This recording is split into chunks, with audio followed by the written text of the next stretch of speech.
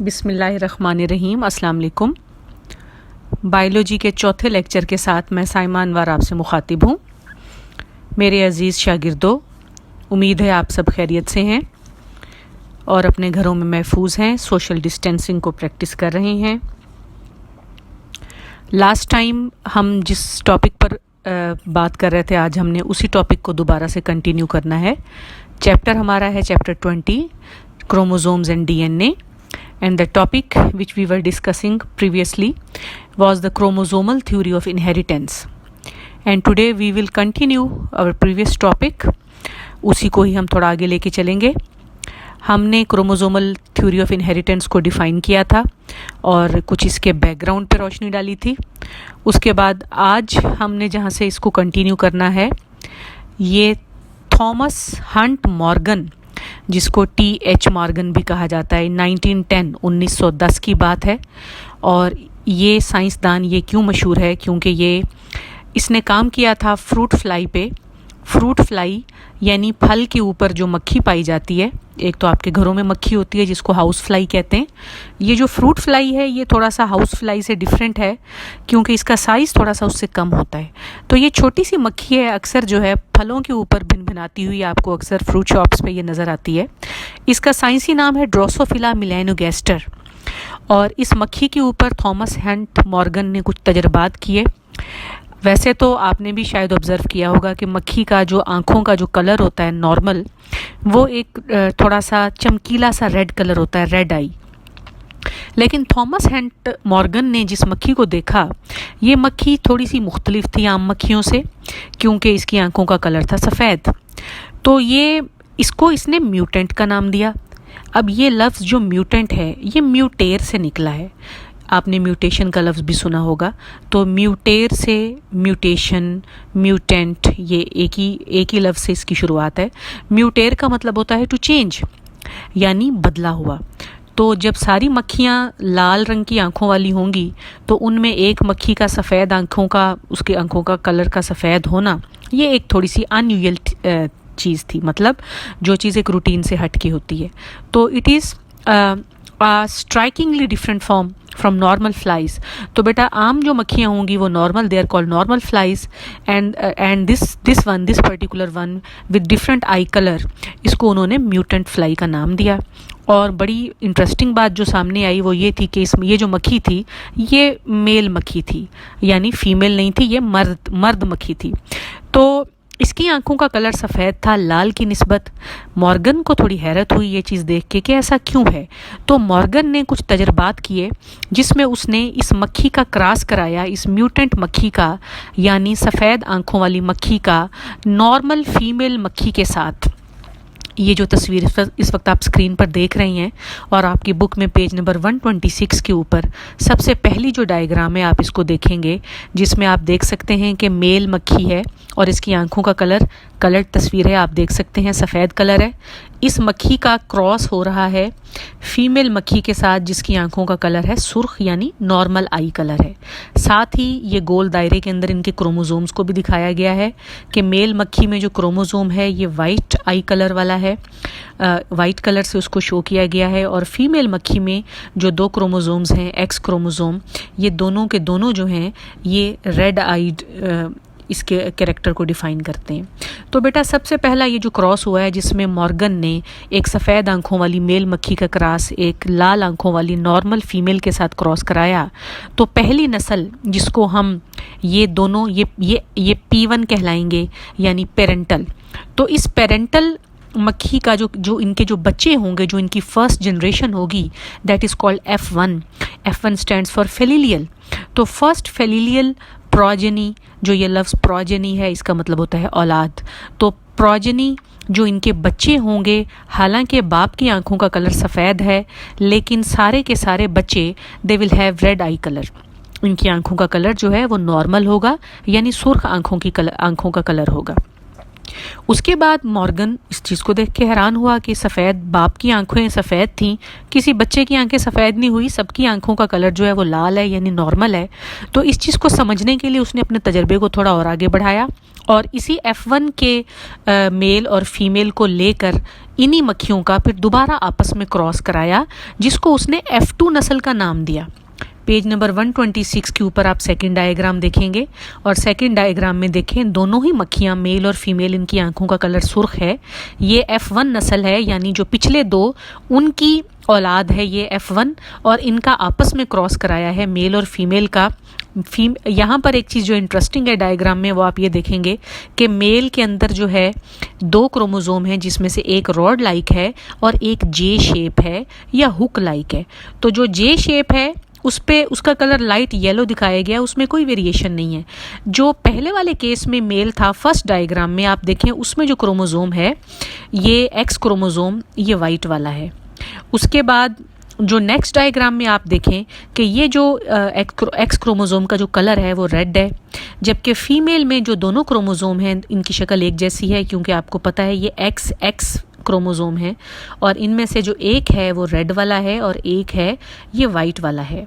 तो फीमेल के अंदर आपको 2 मुख्तलिफ तरह के क्रोमोसोम्स नज़र आ रहे हैं, जबकि मेल के अंदर आपको एक जो जे शेप है या जो हुक लाइक है वो तो बिल्कुल पार्टिसिपेट नहीं कर रहा क्योंकि ये वाई क्रोमोसोम है और वाई क्रोमोसोम्स का इस आई कलर के साथ कोई ताल्लुक नहीं है। आगे हम जाके इसको बात करेंगे जब एक्स लिंक इनहेरिटेंस पढ़ेंगे तो आपको तब ये बातें मज़ीद क्लियर हो जाएंगी। फ़िलहाल आप ये समझिए कि ये जो रॉड लाइक क्रोमोसोम था अगर ये किसी के अंदर सफ़ेद होगा तो वो मेल सफ़ेद आंखों वाला होगा, अगर ये लाल होगा तो वो मेल जो है उसकी आंखें नॉर्मल होंगी या लाल होंगी।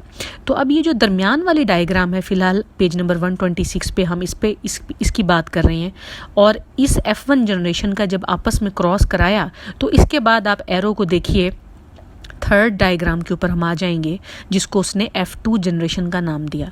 तो पहली वाली जो जनरेशन थी वो P1 थी, P1 का आपस में क्रॉस कराया तो F1 आई, F1 का जब हमने आपस में क्रॉस कराया तो F2 आई। अब F2 नस्ल जो है इसमें थोड़े हमें बड़े इंटरेस्टिंग किस्म के आदादो शुमार नज़र आएंगे और वो क्या हैं, वो ये हैं, कहता है कि 4252 F2 प्रोजेनी टोटल हैं जी, मक्खियों की तादाद 4252 और इनमें से 782 जो कि तकरीबन 18% बनती हैं इनकी आंखों का कलर था सफ़ेद। और although the ratio of red eyes to white eyes in the F2 progeny was greater than 3:1।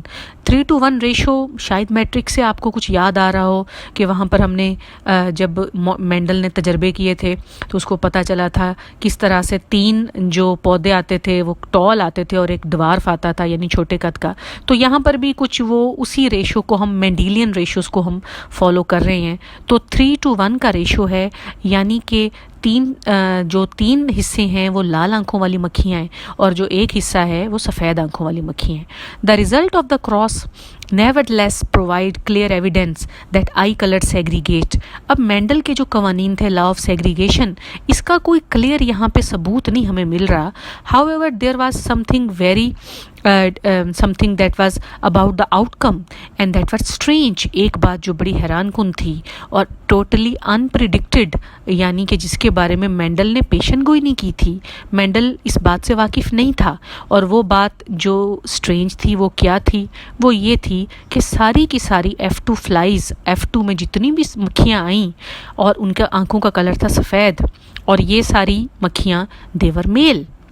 अब ऐसा क्या हो गया? क्या फीमेल्स के पास कोई सुपर पावर होती है? वैसे तो हमें पता है females they are super womens, इनके पास सुपर पावर्स हैं, जो काम फीमेल कर सकती हैं वो मेल नहीं कर सकते। लेकिन इसके बावजूद देखिए ये जो मक्खी है यहाँ पर भी जो मेल हैं उनमें तो सफ़ेद आंखों का कलर आपको नज़र आ रहा है, लेकिन फ़ीमेल आपको कोई ऐसी नहीं मिलेगी जिसकी आंखों का कलर सफ़ेद होगा। तो ये चीज़, इस फिनोमिनन को हम कैसे एक्सप्लेन करेंगे, कैसे हम इस बात को समझ सकते हैं? Perhaps it was impossible for a white-eyed female fly to exist. वो कह रहा है कि हो सकता है ये चीज़ नामुमकिन हो कि कोई फ़ीमेल हो सकता है, कोई फ़ीमेल हो सफ़ेद आंखों वाली, लेकिन वो ज़िंदा ही ना रही हो, बीच में कहीं मर गई हो। ज़ाहिर है जहाँ पर इतनी सारी मक्खियों का तजर्बा हो रहा है तो कोई 2-4 मक्खियाँ बीच में से may be they are dead. तो such individuals they might not be viable. Viable लफ्ज़ का मतलब होता है ज़िंदा रहने के काबिल। हो सकता है कोई ऐसी अननोन रीज़न हो, ऐसी वजह जो हम ना जानते हों, लेकिन सफ़ेद आंखों वाली फ़ीमेल पैदा तो होती हों लेकिन वो ज़िंदा ना रह पाती हों। तो इस बात को टेस्ट करने के लिए मॉर्गन ने टेस्ट क्रॉस कराया। टेस्ट क्रॉस भी आपने मैट्रिक में पढ़ा है कि किस तरह से हम टेस्ट करते हैं कि जो आपके पास एक बज़ाहिर देखने में नॉर्मल इंडिविजुअल है, क्या वो होमोजाइगस है या हेट्रोजाइगस है, इस चीज़ को देखने के लिए। तो मॉर्गन ने यहाँ पर टेस्ट क्रॉस कराया और सफ़ेद आंखों वाले मेल का क्रॉस कराया। He obtain the both F1 female के साथ, और उसके नतीजे में उसको 4 तरह की मक्खियाँ मिली। और ये 4 तरह की मक्खियाँ क्या थीं? इनमें सफ़ेद आंखों वाली मक्खियाँ, मेल और फीमेल भी दोनों थीं, इक्वल रेशो में थी, यानी 1:1:1:1। जैसा कि आप फिगर 20.6 में लास्ट वाली डायग्राम देख सकते हैं। आपके पास सफ़ेद आंखों वाला मेल भी है, आपके पास लाल आंखों वाला मेल भी है, आपके पास फीमेल है जिसमें हालांकि सफ़ेद आंखों वाला रॉड शेप क्रोमोसोम मौजूद है, एक्स क्रोमोसोम, लेकिन इसके बावजूद देखें उसकी आंखों का कलर रेड है। और जो लास्ट वाली फ़ीमेल है उसमें दोनों ही X chromosome red eyed character को डिटरमिन कर रहे हैं। तो ये जो आपकी 20.6 पे लास्ट डायग्राम है F2 जनरेशन, इसमें तो आपको ऐसा कुछ नहीं नज़र आ रहा कि फ़ीमेल कभी लाल आंखों के सिवा भी पैदा हो सकती है। लेकिन जो टेस्ट क्रॉस का रिज़ल्ट था उसमें मॉर्गन कामयाब हो गया कि फीमेल भी वाइट आइड आ सकती हैं। तो जैसा कि Mendelian theory predicted hence a female could have white eyes, तो फीमेल की भी सफ़ेद आंखें हो सकती हैं। Why then there no white eyed females among the progeny of the original cross. तो वो पूछ रहा है कि टेस्ट क्रॉस में अगर सफ़ेद आंखों वाली फ़ीमेल आ सकती है तो पहले क्यों ना आई, क्या रीज़न थी? देखिए क्वेश्चन मार्क है यहाँ पे, पेज नंबर 125 की सबसे आखिरी लाइन की मैं बात कर रही हूँ। ये क्वेश्चन मार्क इसलिए होते हैं ताकि आप अपनी थोड़ी सी ब्रेनस्टॉर्मिंग करें और थोड़ा बहुत अपने दिमाग पर गौर करें, इस बात पे समझने की कोशिश करें कि ऐसी क्या बात थी। तो थोड़ा सा आपने भी अपनी ब्रेन स्टॉर्मिंग करनी है और सवाल का जवाब मैं तो मौजूद ही हूँ आपको देने के लिए। तो आगे वो खुद दे रहे जी, पेज नंबर 126 पे, the solution to this puzzle. Puzzle क्या होता है? पज़ल होता है कि कोई ऐसा मुअम्मा जो सॉल्व ना हो रहा हो। तो कहता है इस मुअम्मे का जो हल था उसमें दरअसल सेक्स इन्वॉल्व है। सेक्स यानी फीमेल होना या मेल होना। The gene causing the white eye trait in Drosophila it resides only on the X chromosome. जैसा कि डायग्राम्स में आप देख सकते हैं कि जो वाई क्रोमोसोम है या जे शेप या हुक शेप क्रोमोसोम है, इसका कोई ताल्लुक नहीं है इस चीज़ से। ये सिर्फ वाई क्रोमोसोम है and it only determines the sex of the maleness. ये सिर्फ मेलनेस का, इस मक्खी के मेल होने का तयन करता है, इसका आई कलर के साथ कोई ताल्लुक नहीं है। तो ड्रोसोफिला में मक्खी की आंखों का कलर लाल होगा या सफ़ेद होगा, it depends only on the X chromosome. It is absent from the Y chromosome. और एक ऐसी खसूसियत, एक ऐसा ट्रेट लफ्ज़ का मतलब होता है कोई कैरेक्टर या कोई खासियत। It is determined by a gene on the X chromosome is said to be sex linked। अब यहाँ पर एक छोटी सी ये डेफिनेशन है, आगे डिटेल में आ जाएगी, फ़िलहाल आप इसको देख लीजिए। सेक्स लिंक लफ्ज़ पे गौर करें, लिंक यानी जुड़ा हुआ, सेक्स लिंक सेक्स क्रोमोसोम के साथ जुड़ा हुआ। और सेक्स क्रोमोसोम क्योंकि मेल में एक्स क्रोमोसोम के साथ ये जुड़ा हुआ है तो हम इसको एक्स लिंक भी कहते हैं। Knowing that the white eye trait is recessive to the red eye trait. अब ये रिसेसिव और डोमिनेंट, ये बातें भी आपको पता है। किस तरह से मेंडल के क्रॉस में जब छोटे कद वाले पौधे का लंबे कद वाले पौधे के साथ क्रॉस कराते थे तो पहली जो नस्ल होती थी उसमें सारे ही पौधे देवर टॉल। तो हमने कहा था कि जो टॉल है ये डोमिनेंट है, ये छुपा देता है, और जो शॉर्ट है ये रिसेसिव है। तो यहाँ पर भी जो वाइट आई कलर है ये रिसेसिव है, यानी ये छुप जाता है, और जो रेड आई ट्रेट है ये डोमिनेंट है, यानी ये उसको छुपा देता है। तो इसीलिए हर ये जो आपके साथ सामने डायग्राम्स हैं इसमें जहाँ जहाँ भी एक भी रेड आई कलर वाला एक्स क्रोमोसोम होगा वो दूसरे को छुपा देगा, बिकॉज इट इज़ डोमिनेंट। तो मॉर्गन का रिज़ल्ट जो था it was a natural consequence of the Mendelian assortment of chromosome. तो मेंडल ने जो कानून दिया था, लॉ ऑफ इंडिपेंडेंट असॉर्टमेंट, ये उसके नतीजे में ऐसा फिनोमिनन आपको देखने में आया। Morgan's experiment was one of the most important in the history of genetics. और मॉर्गन का ये जो तजर्बा, टी.एच. मॉर्गन ड्रोसोफिला मेलानोगास्टर पे इसने काम किया, और ये साइंस की दुनिया में, तारीख़ में बड़ा ही अहम इसका काम कंसिडर किया जाता है, क्योंकि इसने हमें इस बात का सबूत फराहम किया कि वो जीन जो कि खसूसियात का तयन करती हैं, दे रिजाइड ऑन द क्रोमोसोम। जैसा कि आप इस डायग्राम से ही अंदाज़ा लगा लें कि इस क्रोमोसोम के साथ आई कलर जा रहा है।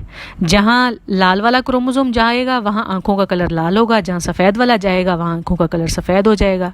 तो इसका मतलब ये हुआ कि क्रोमोसोम वो सवारी है, क्रोमोसोम वो व्हीकल है जिसके ऊपर बैठ के जीन्स जो है वो एक नस्ल से अगली नस्ल में जा रही है, और क्रोमोसोम जीन का घर है, रिजाइड यानी रेजिडेंस, घर जहाँ पे वो पाई जाए। तो स्टर्न ने इस बात को प्रपोज किया, the chromosomal theory of inheritance therefore propounds, chromosome theory of inheritance लिहाजा इस बात को तयन करती है कि genes they are located on the chromosomes. Chromosome gene का घर है, क्रोमोसोम वो जगह है जहाँ पर जीन पाई जाए। The segregation of the white eye trait has 1-to-1 correspondence with the segregation of x chromosome. जहाँ भी एक्स क्रोमोसोम जाएगा, आँखों का कलर भी उसके साथ जाएगा, सफ़ेद हो या लाल हो, इनका आपस में गहरा ताल्लुक है।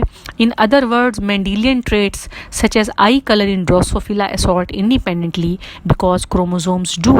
तो जैसा कि मेंडल ने कहा था कि chromosome they assort independently of each other, तो जब क्रोमोसोम एक दूसरे से जुदा होंगे तो ड्रोसोफिला में यानी मक्खी में आई कलर भी इसी तरह से एक दूसरे के से जुदा होता है और एक नस्ल से अगली नस्ल तक मुंतकिल होता है।